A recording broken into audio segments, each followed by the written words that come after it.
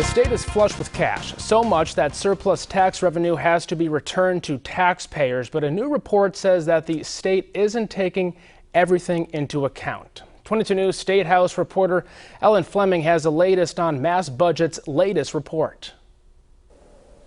Roughly 3.6 million taxpayers are to receive money back under the law known as Chapter 62F.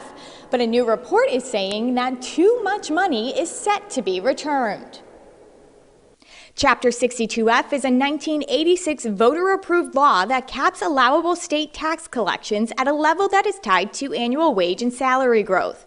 Revenue above said cap is to be returned to taxpayers through a credit.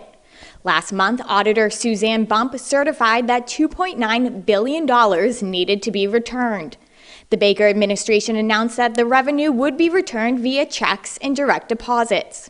However, a new report from the left-leaning Massachusetts Budget and Policy Center believes that the auditor's figure is overstated by $1.4 billion. The report states this is not because the auditor miscalculated, but because the law is fundamentally flawed.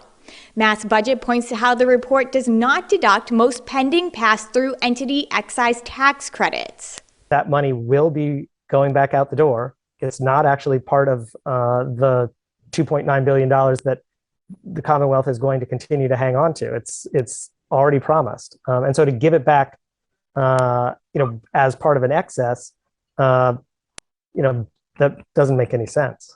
The auditor said in a statement, Chapter 62F requires that all revenue be counted even if, as in this case, tax law requires that much of it will be debated later.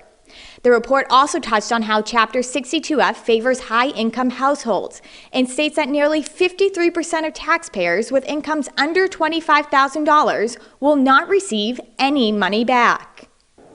Qualifying taxpayers are set to receive their Chapter 62F return in November. Working for you at the State House in Boston, Ellen Fleming, 22 News.